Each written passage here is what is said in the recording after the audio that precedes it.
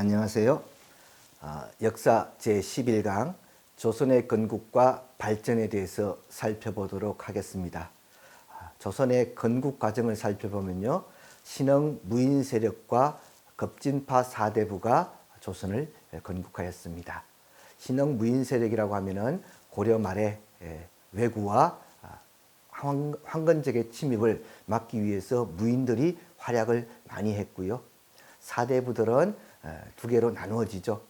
고려를 고쳐서 살아야 되겠다 하는 그런 온건파 사대부와 안 된다. 고려는 너무 썩었어. 확 바꾸어버려야 돼. 라고 주장하는 급진파 사대부가 있습니다. 그 중에 조선 건국에 찬성했던 사람들은 신흥 무인 세력과 급진파 사대부가 되겠습니다. 그 과정을 한번 살펴보면요. 1388년에 위화도 회군을 합니다.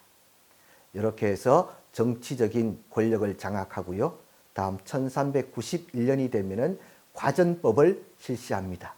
이건 어떻게 보면은 경제적인 면에서 권력을 장악하는 것이 되겠습니다. 그래서 온건파 사대부, 고려의 잔존을 주장하는 온건파 사대부를 제거하고요. 조선을 건국하게 됩니다. 그때가 바로 1392년이고요. 그 다음 옛 수도 개경을 버리고 한양으로 수도를 옮기게 됩니다. 그것이 바로 1394년. 이렇게 해서 조선이 건국되고 조선의 역사가 시작되었습니다. 다음은 국가깃털 확립을 한번 살펴보겠는데요. 왕들의 업적이라고 볼 수도 있겠습니다. 조선 태종은 사병을 혁파하고 육조 직계제를 실시하며 호패법을 실시합니다. 사병혁파라는 것은 태종이 어렵게 왕위에 올랐던 것처럼 아직도 왕자들과 아주 권세가들은 개인적으로 사병을 가지고 있습니다. 그래서 태종은 이 사병을 혁파해야지만 자기가 안정적인 국가 운영을 할 수 있겠다 해서 첫 번째로 사병혁파를 꼽았습니다. 그 다음 육조 직계제라는 것은 육조에서 의정부로 올리지 않고 육조에서 바로 왕과 회의를 하는 그런 체제를 가지고 이야기합니다.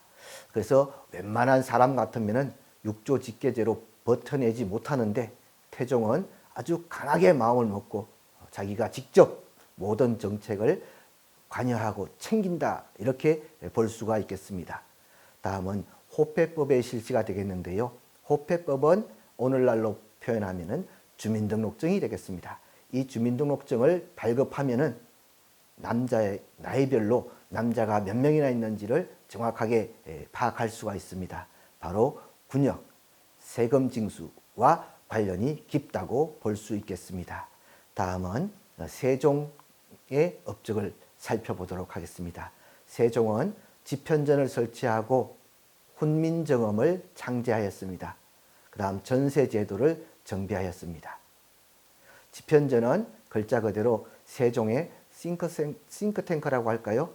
모든 정책을 만들어내고 세종을 도와주는 그런 연구기관이 되겠습니다. 훈민정음은 백성들을 통치하기에 아무래도 무식한 것보다는 그를 알고 왕의 뜻을 아는 게 무엇보다도 중요하겠죠.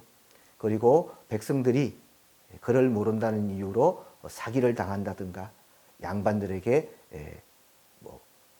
좋지 않은 일을 당했을 때 그것을 기록하고 또 관아에 고발할 수 있게 글을 만들어야 되겠다 해서 만든 것이 바로 훈민정음이 되겠습니다. 다음은 전세제도인데요. 지금까지 보면은 세금 때문에 문제가 많습니다. 그래서 세종은 세금을 좀 공평하게 걷자 해서 토지의 등급, 그 다음 그 해의 풍흉 정도를 따져가지고 세금을 걷었습니다. 이것을 가지고 전세제도의 정비라고 볼 수 있겠습니다. 다음은 세조인데요. 이 세조는 왕권을 강화하고 직전법을 실시합니다. 처음 조선이 건국되었을 때 과전법을 실시했는데요. 이 과전법이란 것이 뭐냐 하면은 관리 등급에 따라서 토지를 나누어 주는 것을 과전법이라고 합니다. 그런데 자기가 관직에서 물러나면은 반납을 해야 됨에도 불구하고 반납하지 않고 계속 가지고 있으니까 결국은 토지가 모질하게 되겠죠. 모자라는 토지를 어떻게 충당할 것이냐? 뭐 만들 수도 없는 것이고. 그래서 세조는 직전법, 현직 관리에게만 토지를 지급한다는 직전법을 실시하게 됩니다. 그리고 성종은 이 모든 것을 모아서 경국대전이라고 하는 조선 최초의 법전, 종합법전인 경국대전을 완성하게 됩니다. 다음은 조선의 대외관계를 살펴보도록 하겠습니다.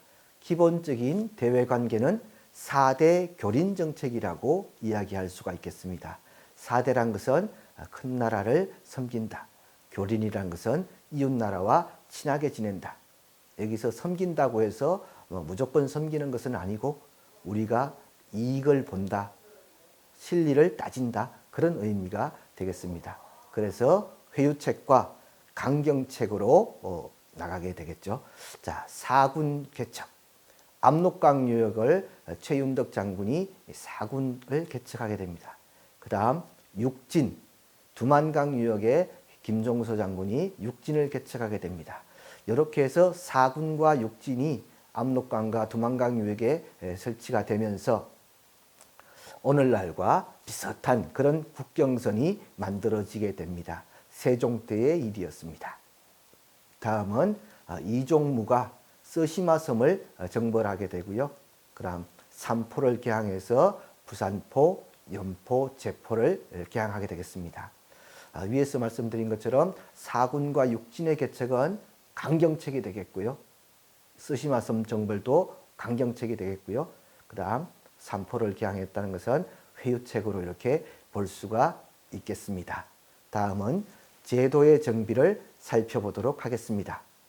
의정부는 국정을 총괄하는 최고의 기구가 되겠습니다. 그 다음 6조에서는 정책을 집행하고요. 언론의 기능을 담당했던 것이 3사가 되겠습니다. 고려시대에도 3사가 있는데요. 고려시대 3사는 회계기관인데 비해서 조선시대 3사는 사헌부, 사관은 홍문원을 일컫는 말로 언론기능이라고 볼 수가 있겠습니다. 그 다음 왕의 비서기관이 있는데요. 성정원이 되겠습니다. 의검부는 왕 직속의 사법기관이 되겠습니다. 그 다음 춘추관에서는 역사서를 편찬하는 임무를 담당하였습니다. 고려시대와 비교해봐서 모든 군과 현의 지방관을 파견하였습니다. 그래서 고려시대에는 속현과 주현으로 나누어졌지만 조선시대에 와서는 모든 현의 지방관을 파견하였다. 아주 중요하죠. 자, 다음 향리의 지위를 봤을 때 고려시대에도 향리가 있고 조선시대에도 향리가 있는데요. 고려시대 향리는 권한이 막강했던 데 비해서 조선시대 향리는 왕의 보좌, 그 다음 말단 관리로서, 말단 지위로서 실제적인 업무를 담당했던 지위가 좀 약화된 그런 향리가 되겠습니다. 다음 지방에는 유향소라는 양반 기구를 두어서 주로 지방의 세금을 걷어서 빨리 바치는 이런 일들을 하고, 그 다음 향리들을 감찰하고요. 향리들을 감독하고요.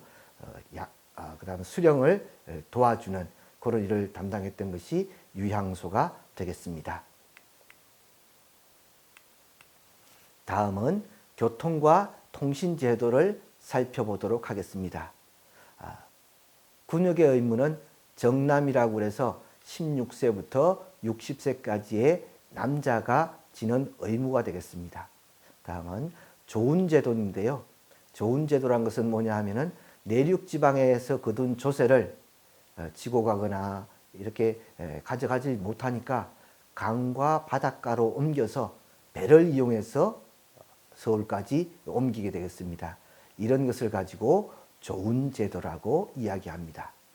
익류지란 말이 있는데요. 익류지란 것은 뭐냐 하면은 세금을 거두면은 중앙정부로 옮겨야 되는데 중앙정부로 옮기지 않고 자체에서 모두 소비하는 이런 지역을 가지고 익류지라고 합니다. 평안도와 함경도가 익류지에 해당되겠습니다.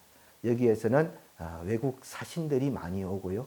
그 다음 국경을 방어해야 되기 때문에 예산이 수월찮게 들어갔습니다. 그래서 세금을 옮기지 않고 그냥 자체에서 소비하게 되겠습니다. 다음은 역원제에 대해서 말씀드리겠습니다. 역과 원을 합쳐서 역원제도라고 하는데요. 역은 말을 키우고 해서 공무로 이동하는 사람에게 편리함을 주고 급한 일이 있을 때는 말을 바꿔 타고 빨리빨리 갈 수 있도록 일정 거리마다 말을 키우는 역을 설치했습니다.